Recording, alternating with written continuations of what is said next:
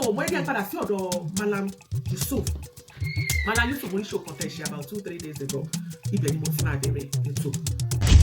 Babaládo tí wọ́n ń pariwo yìí. Bẹ́ẹ̀ni, mo ní kọ́kọ́ àwọn náà ti tún bá bèbè. Alájí Oríyọmí Hamzat. Ẹ̀bẹ̀ tí Alhaji Hamzat bá Babaládo bẹ̀, ó ní òjẹ́ wọn ti gbé Babaládo. Ẹ̀bẹ̀ tí wọ́n bá bẹ̀, a sì ń ṣèpàdé lórí ẹ̀. Wọ́n sì ń ṣèpàdé lórí Babaládo. Ìgbọ́ra wáyé. But ní àárọ̀ yìí ní kó tó di pé ní àárọ̀ yìí ní ilé around 9 o'clock I reach conclusion yẹn ni wípé Babaládo ká fún ní condition wo tẹ́ fi ní gbé lọ sí court. Kí ni condition yẹn? Ẹ jẹ́ ká condition yẹn àgbọ́ láì gbé lọ court. Write letter of apology. Letter of apology yẹn a wá gbé bóyá nínú punch tàbí nínú tribune. Punch or tribune. Ó di méjì. Ó ní ìdí o tí ó fi lọ sí nínú pépà o. Ẹlẹ́ẹ̀kẹta Babaládo yóò lọ ṣe affidavit ní court. Affidavit. Kò ní ṣe bẹ́ẹ̀ sí mi mọ́. Kò sì ní dá sí anything Islamic affairs. Èwo ẹni sùúrù o. You are not a small god, Mr. Malam. Tó Iyalaje ti jáde tán fún Malam Yusuf báyìí lórí ọ̀rọ̀ tí Malam Yusuf sọ èyí tó wà láàrin òun àti BABAALADO tó sọ pé BABAALADO sọ̀rọ̀ burúkú sóhun débi pé ó ní òun gbowó lọ́wọ́ àwọn kan láti tako ẹ̀sìn ìgbàgbọ́ ní o.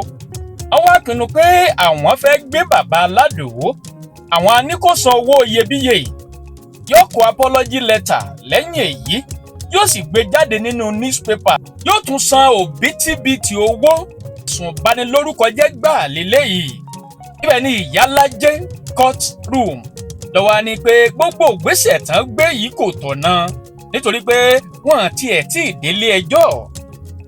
Ẹ wo n ò ní tí wọ́n sọ ń bẹ̀ tó pọ̀ mo fẹ́ kẹ́ ẹ farabalẹ̀ gbọ́ nígbà míì téèyàn bá ṣàṣìṣe kì í mọ̀. Ó ṣe jẹ́ pé Malam Yusuf lénìí ilé ẹjọ́ Malam Yusuf Adépọ̀jù ilé ẹjọ́ lónìí ilé ẹjọ́ lọ́la. Ní gbogbo ìgbà ni Malam Yusuf máa ń ṣe case file for everybody. Ó náà ní Iyalaje fẹ́ ṣàlàyé ẹ̀ bó ṣe jẹ́ àtìdí tó fi jẹ́ ṣe pé a gbọ́dọ̀ mọ ohun tó tọ́ lábẹ́ òfin àti ìgbésẹ̀ tó yẹ ká gbé. Ẹ ṣáà máa bọ̀ níkànnì yìí ẹ jẹ́ ṣí ẹ o ká lè kẹ́kọ̀ọ́ ńbẹ̀. Ọmọ Aláṣẹ Media ẹ máa gbọ́ ẹ máa wò ẹ jẹ́ àpín kálẹ̀ ẹjọ́ ọmọdé ó mọ̀ ẹ̀já àgbàlagbà ó mọ̀ ká lè kẹ́kọ̀ọ́ ńbẹ̀ ẹ máa bá wa bọ̀. Ẹ fẹ́ máa fi àìjíà máa káwọn èèyàn gẹ́gẹ́ mọ́ kó wọn ní pọ́pádé mọ́ra kó má dá sí anything Islamic. Why would you say that to someone? Ṣé kò sí freedom ọmọ tí òun kọ́kọ́ tó bá ti ní ṣe pẹ̀lú Mùsùlùmí Islam tó bá ti bá ẹ tọwọ́ bọ̀ ìgbà kò gbọdọ̀ dá sí ọ̀rọ̀ Mùsùlùmí. So ẹ ṣàfẹ́ so your achievement is okay, you want to achieve pé okay ó máa jẹ́ -1 kúrò nínú àwọn tó wọ́n máa padà jáde lọ́jọ́ iwájú.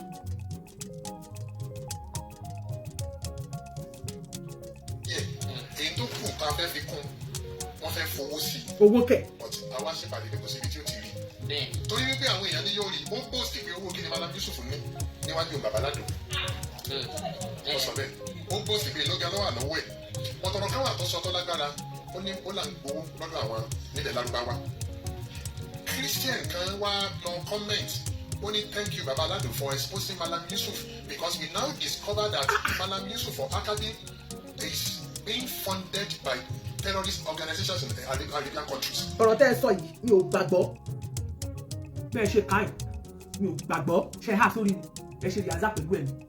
Christian wo ló sọ torí mo lọ sí ọ̀dà mo ti wá kọ́mẹ̀ntì yẹn mo fẹ́ track down ẹni yẹn ṣé fake profile ni àbẹ́ni yẹn gbójú síta.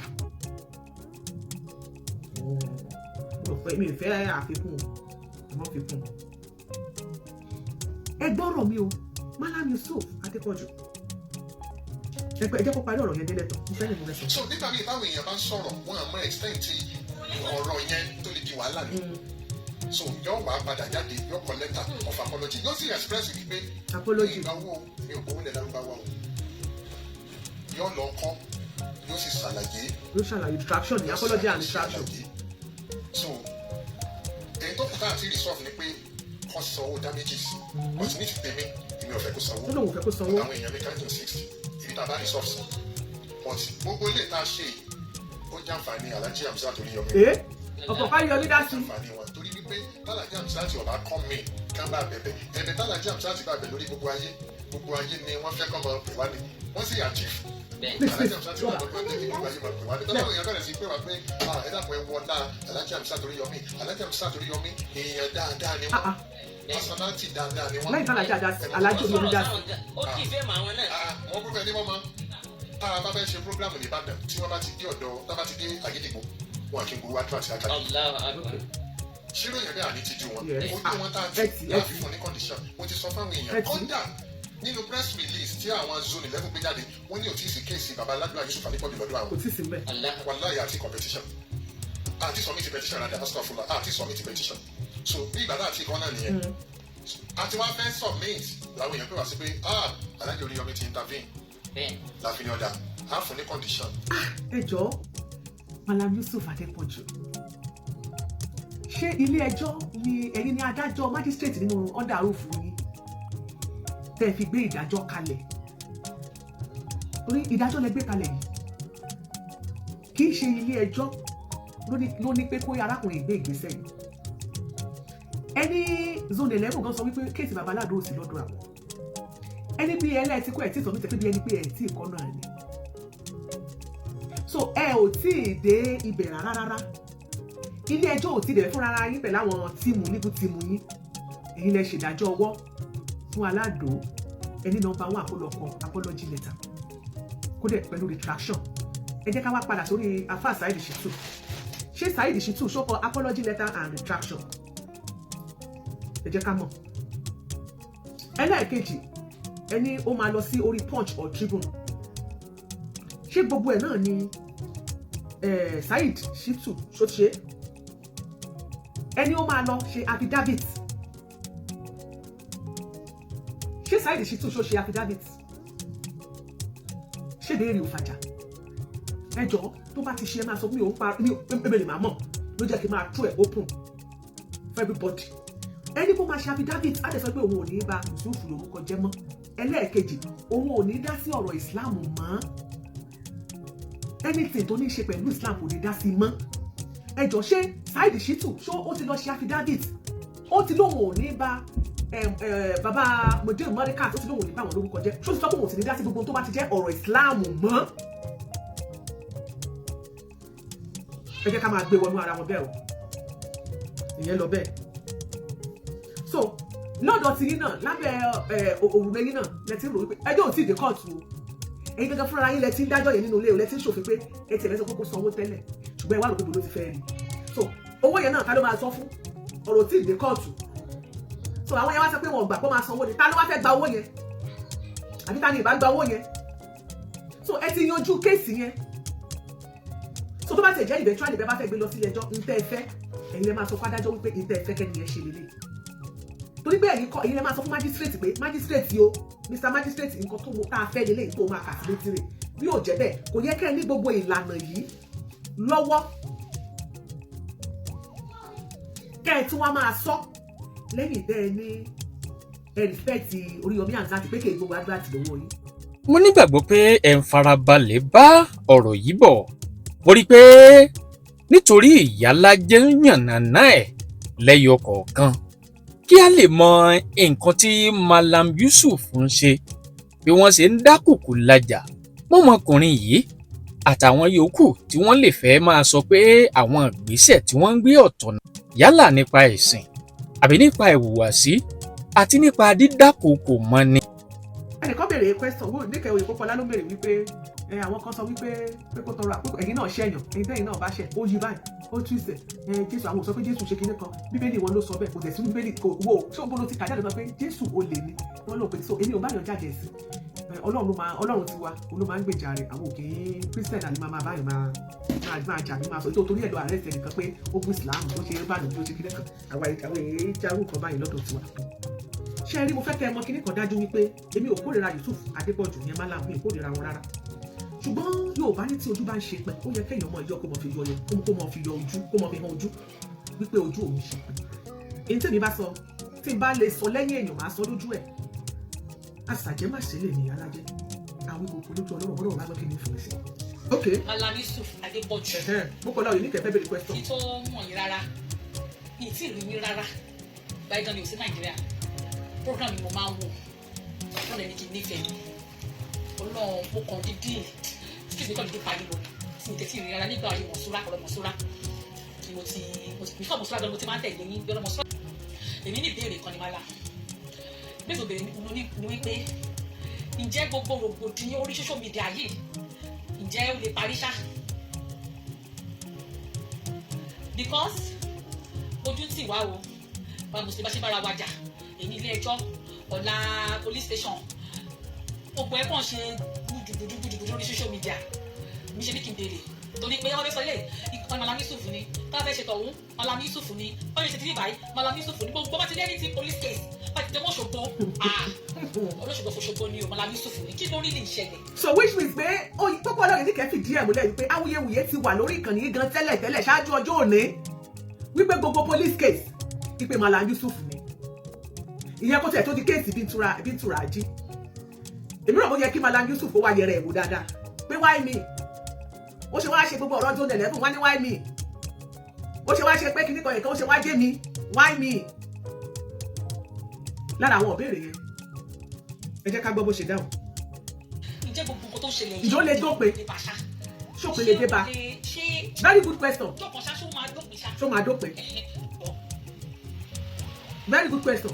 tó adúpẹ́ fún Ọlọ́run ọba ṣèyí òun ìbéèrè tẹ́ béèrè ọ̀nà tí màá gbà dáyé lónìí ẹ̀rí mo sọ pé mi ní fìgbà kan bọ̀ kan náà mi ì dẹ̀ ní ṣàbùsí Ọlọ́run nìkan òun lọ́ba tí ń regulate gbogbo àfíà sáyé àwa kan wà tó jẹ́ pé Ọlọ́run ọba àdìkẹ́ ọlá wọ́n mọ̀ wá pé we are peaceable somebody àwa tá a fẹ́ gba àlàáfíà láàyè màá sì mú àwọn àpẹẹrẹ kan wá tẹ́ fi mọ̀ wípé mo jẹ́yàn kan tó máa ń gba àlàáfíà láàyè àwọn ìṣẹ̀lẹ̀ ti ṣẹlẹ̀ sẹ́yìn o a ti bára wa jà nínú ibi tá a bára wa but gbogbo àwọn èèyàn tán súnmọ́ mi tí wọ́n mọ̀ mí wọ́n rí wípé mo jẹ́yàn kan tó máa ń gba àlàáfíà láàyè ní gbogbo ìgbà so gẹ́gẹ́ bí ìbéèrè fẹ́ béèrè ẹ má ti jẹ́ go deep kí n kà dá yín lóhùn bẹ́ẹ̀ pé a mọ̀ ẹ bẹ́ẹ̀ lọ́ọ̀ni kọ́lọ́mbà mo wá sópin tó bá wọ náà tọ́lọ́mbà ni yọ wá sópin alhamdulillah tó bá wọ lọ tọ́lọ́mbà sì ní tó bí ó ṣe máa rí bí ó ṣe mọ lọ náà lọ bí ó ṣe láì. but ó wù mí bó ṣe wù ẹ̀yin bó ṣe wá jà sẹ́yìn náà pé kí gbogbo wàhálà yìí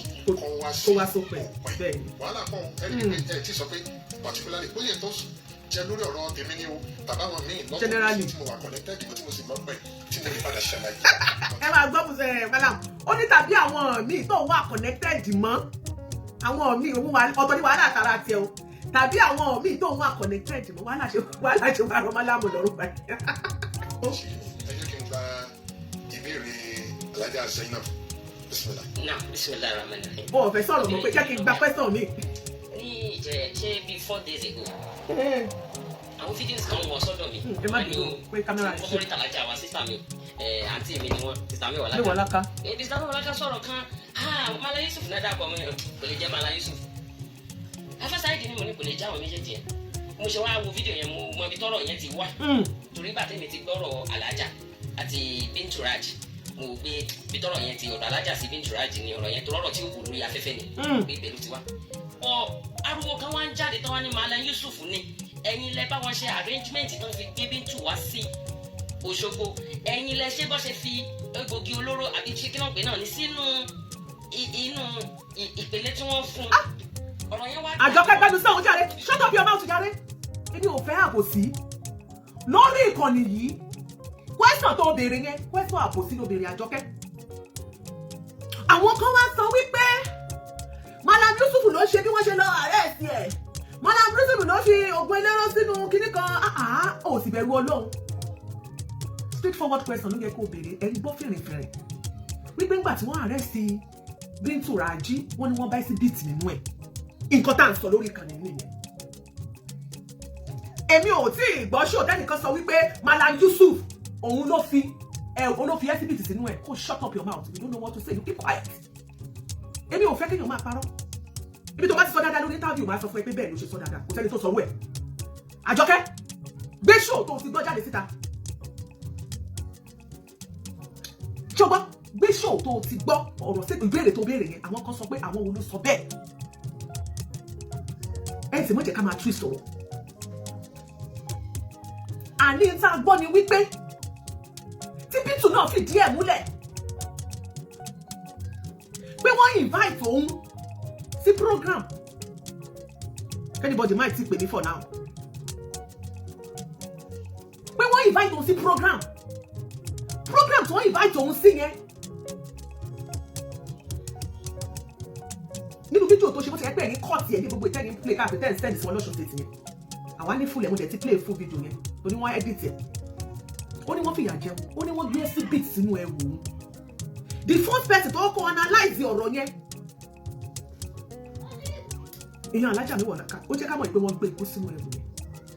Gbogbo táwa náà ti ń gbọ́, wọ́n ní wọ́n gbé igbó. Ọ̀rọ̀ yìí la gbọ́, ta ni wọ́n gbé igbó. Kò sí, èmi ò tí ì gbọ́ ṣòtẹ́ nìkan sọ pé Malam Yusuf ló di igbó sínú ẹrù yẹn. Èmi ò sí ìdí àbòsí o. Kaola ló ní kán lọ arrest èèyàn. So alájà Kaola ni ò lè sọ wípé òun ò mọ̀ lórí olórí kó wá lọ arrest ẹ̀.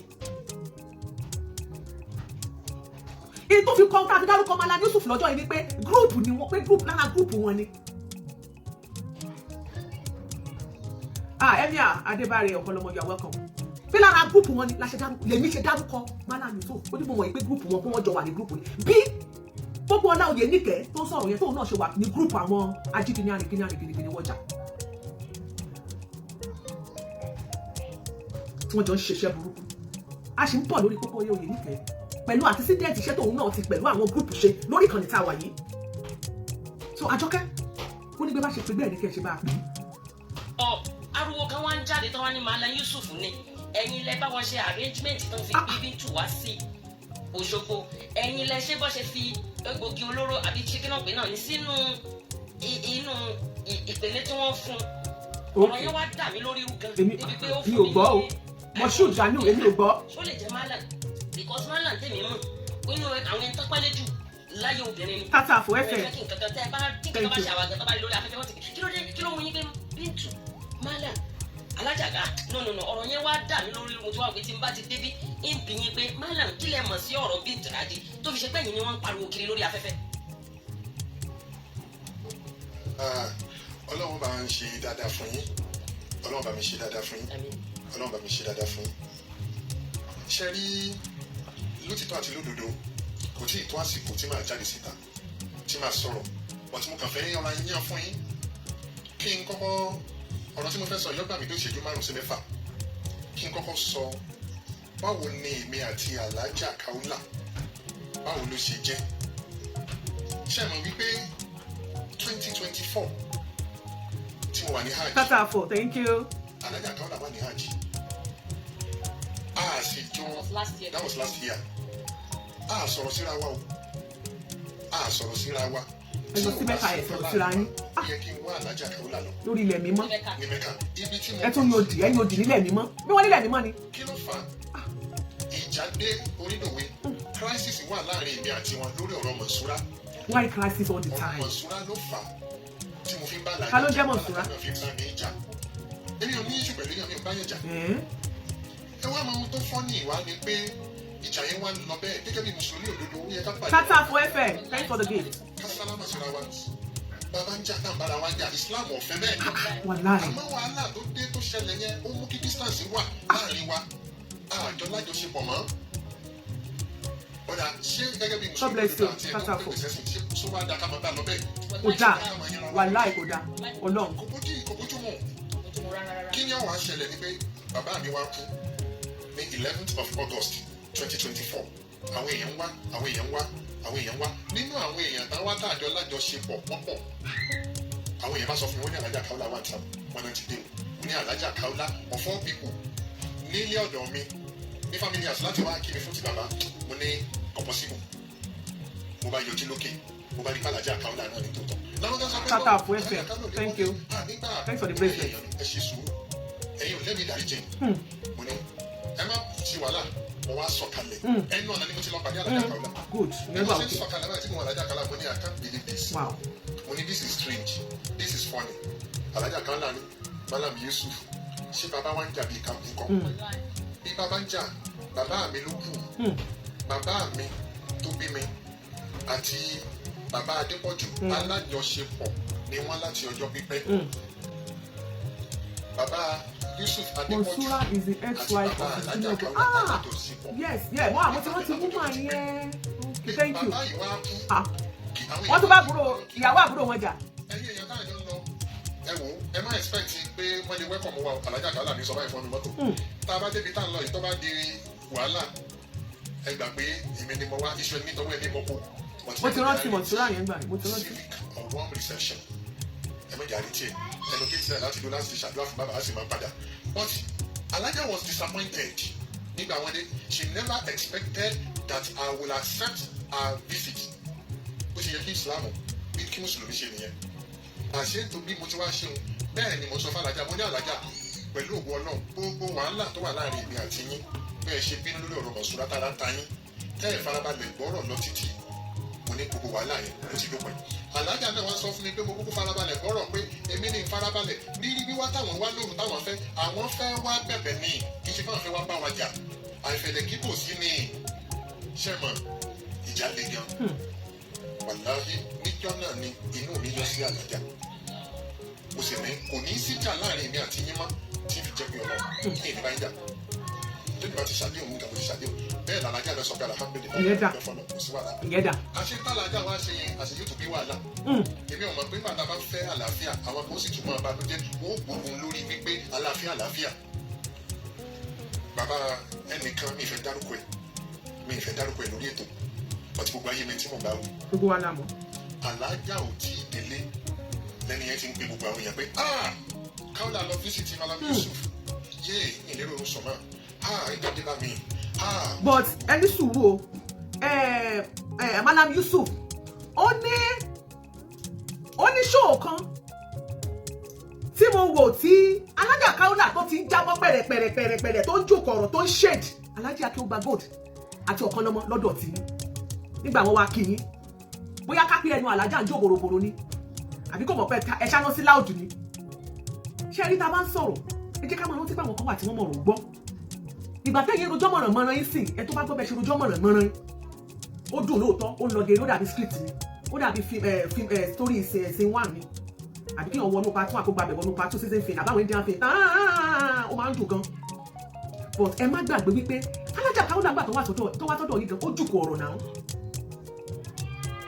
yóò bá ní ṣẹ́kùn téèyàn bá dẹ̀ mọ̀ tó bá mọ̀ ọ̀rọ̀ yìí tó bá mọ̀ pé ọ̀rọ̀ yìí ọ̀rọ̀ mi ni tí ò bá fèsì ṣẹ́rù ìjà ni ká sọ pé ó ń bá ní àbíkí ńlá.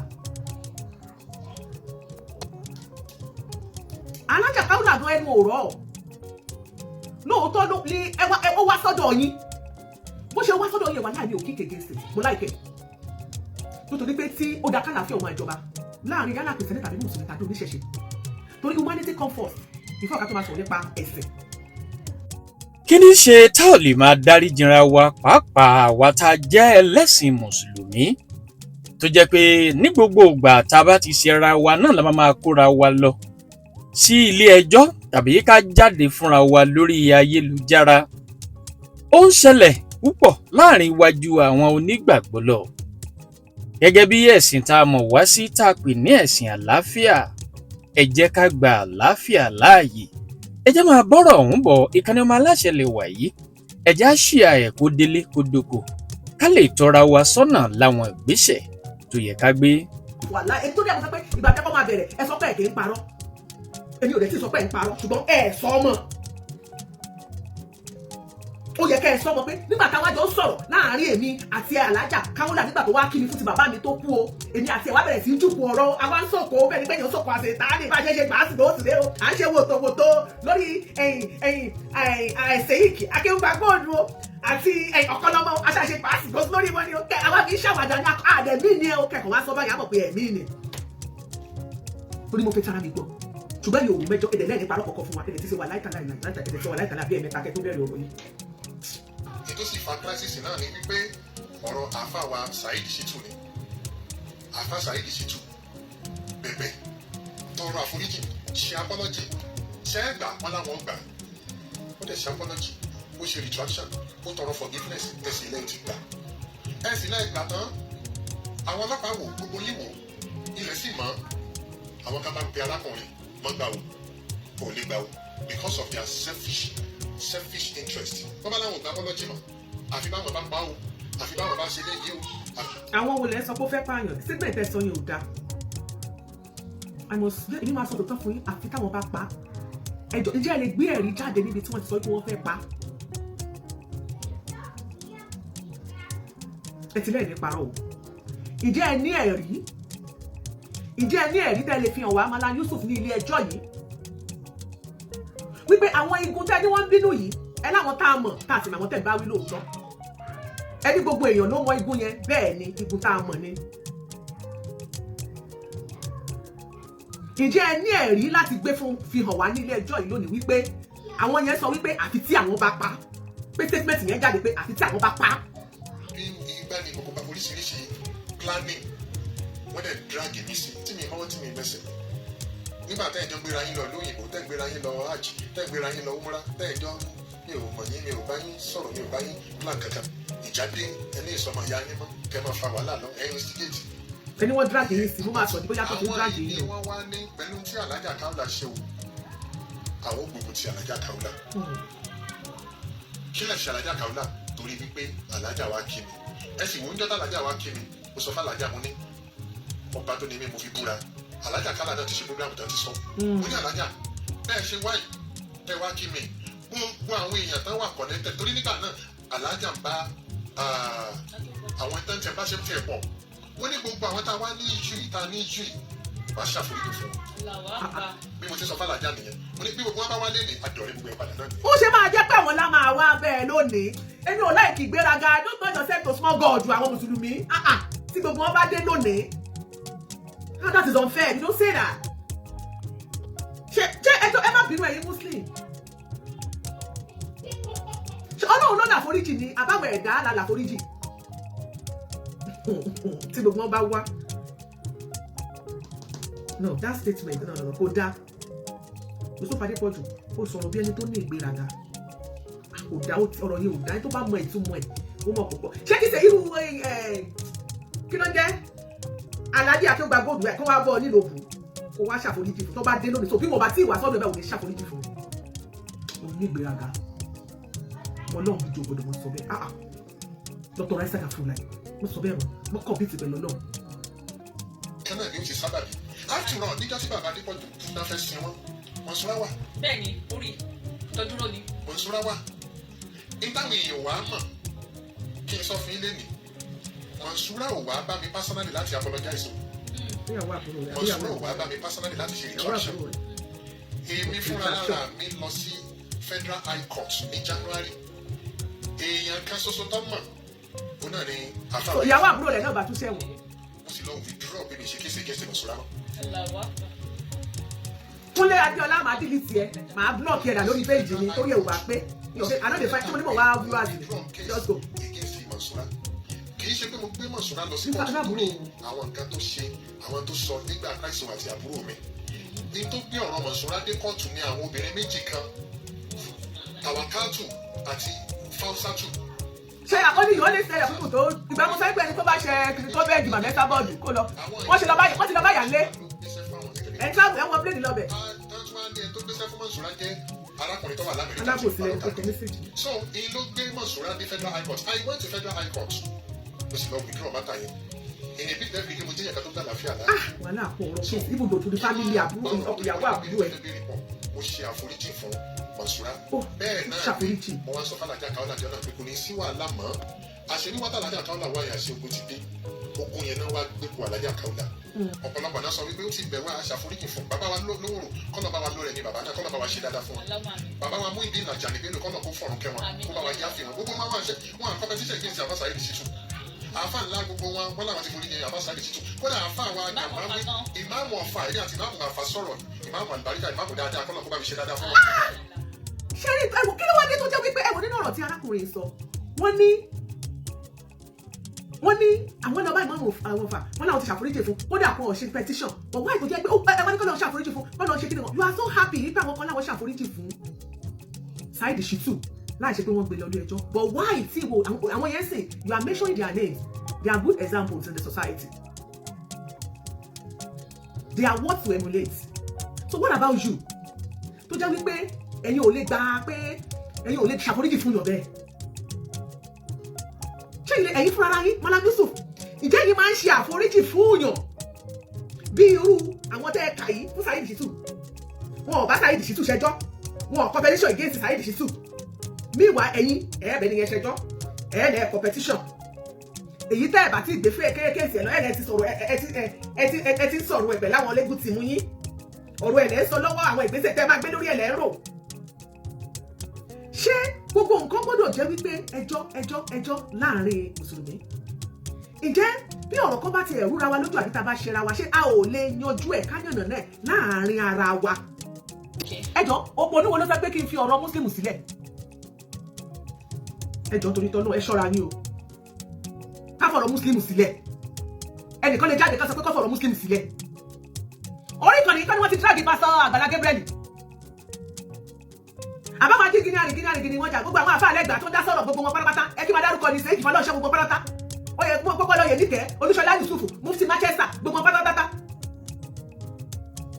àbúrò àìmọ́ gbogbo wọn yẹn wọ́n ṣe Muslim Christian ni wọ́n àbí keep short tó bá wà lórí ìkànnì ṣe bá ti ń dá sí ẹ má gbé yẹn wá rárá kán fọ̀rọ̀ yín má ti fẹ́ máa dá sọ̀rọ̀ lẹ́yìn kán fọ̀rọ̀ Muslim sílẹ̀ ẹ̀ ń ṣe nǹkan tí ò dáa a ní ká sọ fún yín ká mójú ajé ká fi kọ́ ní sọ àwọn òde ẹ̀fẹ́ ni ká wá máa dá yín ẹ ṣe máa ní ká má dá sí tẹ́ ẹ̀ bá fẹ́ kán dá sọ̀rọ̀ yín ẹ ti wùwà gidi láwùjọ tẹ́ ẹ̀ bá fẹ́ kán dá sọ̀rọ̀ yín ẹ jẹ́ àpẹẹrẹ láwùjọ ẹ kóra yín sàbí ọmọ ọjọ́ mẹ́jọ ní kó má dá sí irọ́ àní dá sí a máa ganu sí ni you dey whine me anybody ẹ jẹ́ ká láfíà jọba nínú ẹ̀sìn Islam anybody tó bá fẹ́ sọ̀rọ̀ ẹ jẹ́ kó sọ̀rọ̀ àlàáfíà ẹ̀sìn àlàáfíà lẹ pé ẹ sọ̀rọ̀ àlàáfíà ẹ jẹ́ kí inú gbogbo wa dùn ẹ wo ṣèyí kàmí Ọlọ́run wàláì tó bá wá lónìí tó bá wá bá mi pé Iyalaje wá ṣe ẹ̀sìn Islam tí ìbá mú kí n tẹ̀lé a jẹ́ pé mo rò pé àmì Ọlọ́run rárá mo mọ tí mo sẹ̀ I just love that guy young and vibrant èmi ò tí ibi tó ti jáde sórí ìkànnì tó bá máa ṣépè fáwọn àgbàlagbà rẹ̀